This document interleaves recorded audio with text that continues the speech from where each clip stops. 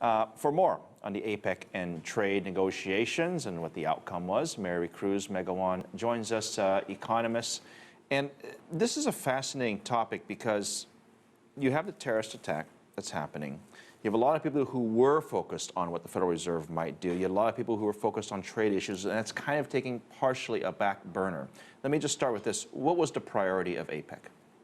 Well, the priority was supposed to be trade, but as you say, many things are happening at the same time. People are very nervous about the interest rates going up in the United States and the implications in the world.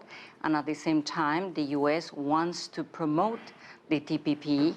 They want to be the leaders of this great trade agreement, not only because it's a trade agreement, but it's not a traditional trade agreement. It has side agreements, it has property rights, it has things that other trade agreements don't have. And for the first time, we are going to see how well they work, or maybe if they are not going to work as well as we thought. We have so many trade agreements now. You have the U.S. deal. China has their own deal. Then you have a three-way deal, I believe, with Korea, Japan. Then you have some bilateral deals. Yes. There are so many deals. I'm guessing there could be hundreds of different little deals we don't even know about. Yes. At what point do these trade deals, don't mean anything? Because there's so many of them, companies can't even keep track of them anymore. But I'm telling you that dilutes it is what I'm trying to point out. We started to learn to see that the new way to do economics is to become part of a bloc, of a trade bloc. So everybody wanted to participate in the benefits. But it got to a point that I think most people don't really know what they are engaging in.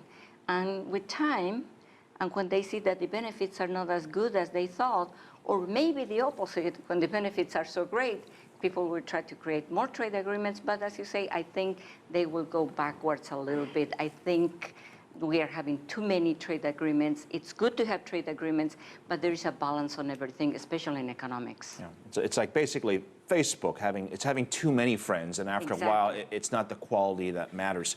Let me ask you this. There is an underlying political issue here, specifically between China and the U.S., right? They certainly don't agree on a lot of trade issues. Mm-hmm. That's just a flat-out fact. Mm-hmm. That's why we have the TPP, and that's why China has their own deal. Yes. How much of all this is about politics? Well, we compete economically, and we compete in politics too. It's going to have an effect on the strength of their currencies. It could be the dollar, or it can be the Chinese currency. They want to deal, for example, when you're talking about trade in the area, only in the Asian area, that's what they want to do. They don't want to have the dollar as relevant as it would be if they participate in the TPP. They don't participate in the TPP, but many people are saying if China would participate in the TPP, they would benefit from that, but that's not happening. Which they would also have to follow by the rules that the Americans, as they would claim, have set, which they probably don't want to do that. And they would not be the leaders of their own trade agreement, and I don't think they will be very inclined to do that. As you look at Asia over the next, say, 5 years, mm-hmm. obviously China has a leading role. Who else takes the lead? It depends, because China, what they do in a trade, that mostly they are exporting the traditional goods, but you can see, for example, they want to make an agreement, in the agreement with Japan or with South Korea, they are being more technologically advanced. So you have to see, if you have these three countries, for example, that they are trying to compete with TPP, you are seeing that Japan and South Korea will have to compete for the market in China. Yeah. And of course, we can't ignore the fact that there is a dispute in the South China Sea among many, many different groups. Yes. Ultimately, does that impact trade, or is it just fun for us to discuss on television? I think it would be good for these countries. They have these disputes. It's good they have disputes, you mean? No, it is good that they are getting into trade agreements, because in spite of having the disputes, they have a reason to work together and to advance their economies. Instead of going further in getting more belligerent, in getting more war-prone, there is an opportunity on the other side to calm down and to get into economic agreements, and that will actually a little bit at least alleviate the conflict that they are having for these territorial disputes.